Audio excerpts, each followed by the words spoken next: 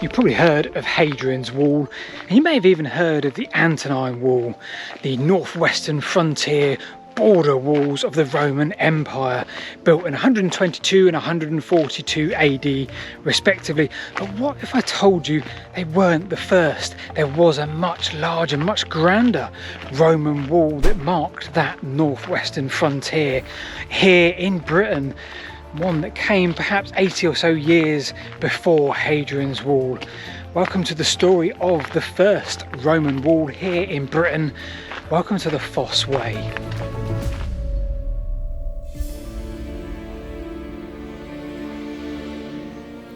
Yep, this is the Fosse Way.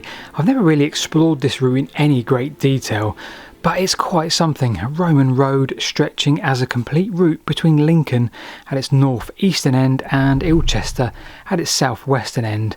Maybe further, but... Now straight away, this is where things could be questioned. So first of all, this route is maybe over 200 miles long, and over that 200 miles it doesn't deviate for more than 6 miles either side for that straight line. Now that's impressive even for Roman standards.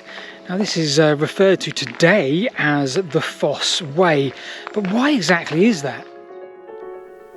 You see, as with many names we use today for Roman roads, Ermine Street, Portway, Watling Street, the Romans certainly would not have used those names, but also they wouldn't have seen those routes as complete routes. Now, if I haven't already mentioned, one of the things of worth note is a lot of this route now, the Fosse Way, is used as sort of a minor road, a B road. And even this bit here, which is now like a byway, I wonder how long ago this was used as a main road itself, because just down here are some cat's eyes, some of the sort of reflective things that go down the middle of a road. Now, the only evidence we have from actual Roman sources specifically about the routes themselves were from the Antonine itineraries. They were like the AA map of the time. You'd be able to travel from town to town and they'd give you the mileage. But rarely do they follow the exact routes that we seem to attribute old Roman roads with today. The Ermine, the Fosse, Watling Street, Portway.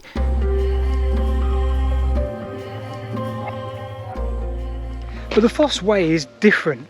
You see, the Fosse Way, although contained in part of one of the Antonine itineraries, a very small part north-east of Lincoln, which formed part of an itinerary route between York and London, which zigzagged all the way down from town to town. Well, the Fosse Way is not like that. The Fosse Way is a dead straight line, give or take that slight deviation of 182 miles or maybe more. It looks purposely built and it looks like a route itself. So I've been walking on this route now, the Fosse Way, for 2 or 3 miles or so.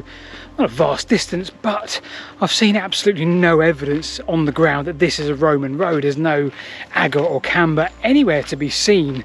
It's a very sort of well metalled, and this part at least was a road for sure beforehand. But there is a sign just here, caught my eye. This is a site, this site is a scheduled monument of national importance. That will give us our first clue to this being a Roman road at some point, at least, I'm sure. Let's go and take a look. So this ancient monument, this scheduled monument, have a look at this. This is great. This is a really gorgeous river crossing. Don't know if it would have been a bridge or a ford originally, but right ahead of me in the field there would have been a not insignificant Roman settlement, a Roman town that straddled the Fosse Way, and it did just that. For around 1 kilometre there have been sort of buildings found all the way up the Fosse Way, either side of it, 50 to 100 metres. All sorts of bits and pieces have been found here and give us a really good indication of its date. It was first suggested it was for military purposes from the things they found here, but as suggested, not much in the way of an actual road to look at. But there, that field just there, exactly what you're looking at now behind the camera, or this side of the camera, you'd have found a huge Roman settlement straddling the Fosse Way. So a very quick glance at Google will tell you that Fosse essentially translates from Latin into fossa, fossa meaning ditch. A quick look on the Wikipedia page for the Fosse Way. Now the Wikipedia page wants to back this up, and so somebody has added a couple of sources. The first source is a website from 2006 called Rural Roads. Now this even goes on to suggest something else quite spectacular. For a long time, the western boundary of Roman-controlled Britain was protected by a defensive ditch running between Exeter and Lincoln. Now, as you guessed, there is no further source from this, so we do have a dead end here. So that website suggests we have a monumental defensive wall, unlike nothing I've ever seen before. So where exactly does that leave us? Well, two things. Number one, we have an incredibly straight Roman road over such a vast distance, not just patching in ancient trackways that were already there. This was purposely designed and very straight. Number two, we have a Latin name which suggests ditch. I feel like we're going to need a lot more evidence, or at least something, to suggest that this was indeed a defensive wall. Now, in other news, the fascinating thing about this road is it changes its surface so much. No evidence whatsoever, as I said at the moment, of Roman road as such. But look at this, we've now got a curbstone curving off that way into the distance. We've had all kinds of stuff. We've had brick, we've had gravels, stone, and now we've got a curbstone.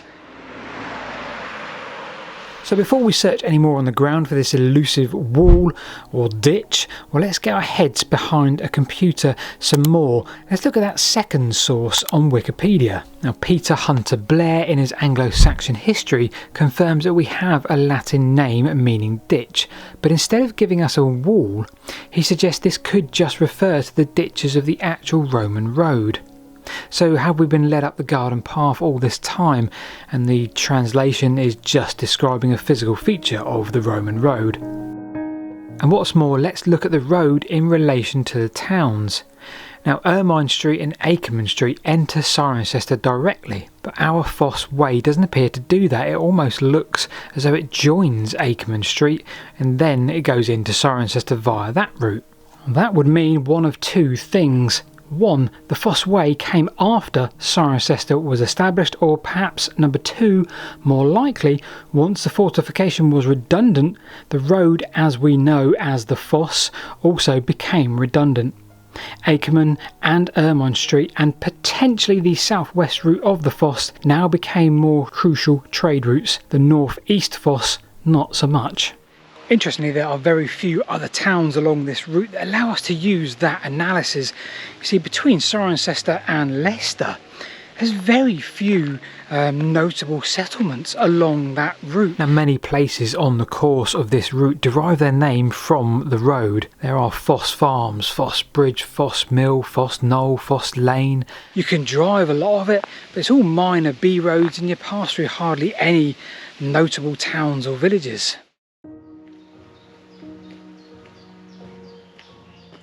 On this journey, I kind of felt like I was almost giving up, because I could hardly find any evidence of the Roman road itself. Yes, I know it's on that straight line, but normally you can see something. Even when it's a metalled road today, you can see it sat above the ground like an agger. The Fosse doesn't seem to have that, at least the bits of Walken today. Then decided to do one more thing.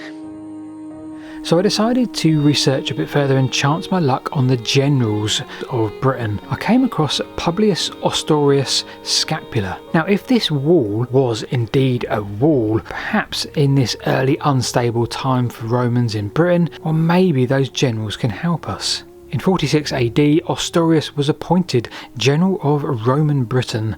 He was appointed by Emperor Claudius. The entire south and east of England was under Roman rule. It was occupied, even with client kings from the tribes that were already here in place. But even that was only a matter of time, as we would see from the likes of Prasutagus of the Iceni.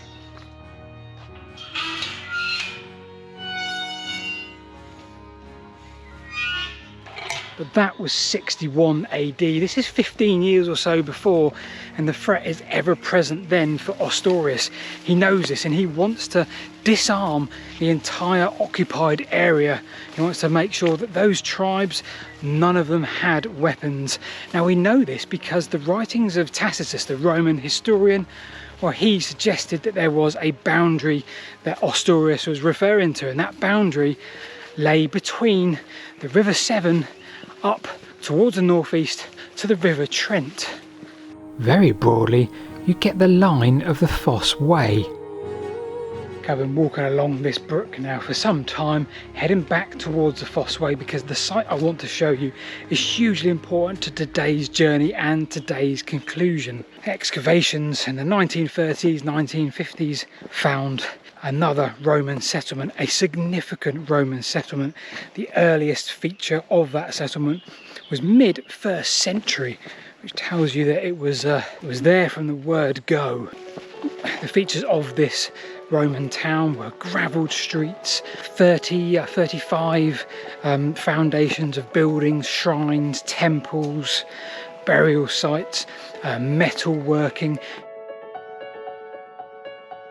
As I've arrived at the valley bottom here below what would have been the town and the settlement here, which had a heck of a lot going on, 30 buildings, gravelled streets lining it, a mill, some iron workings, all sorts going on here. Perhaps now it becomes a little bit more obvious, and perhaps the early attachment to the road here, well, perhaps that did mean that the road was the formidable structure, it was the ditch, it was the first wall.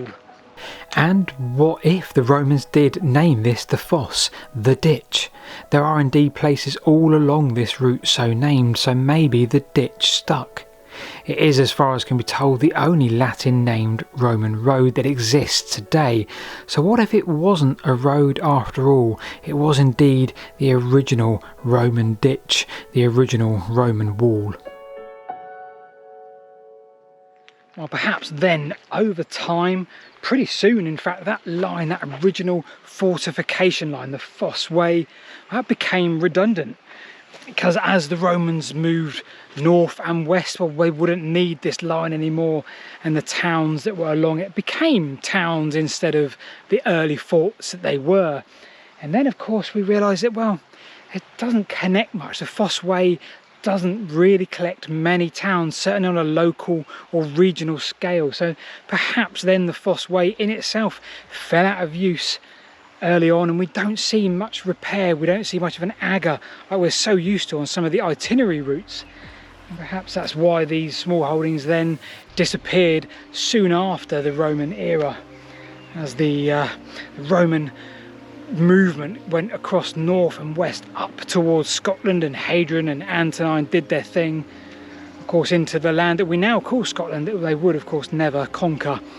If you like this sort of story and you want to learn more about how Hadrian's Wall was incorrectly named for nearly 2,000 years, then you need to watch this video just here.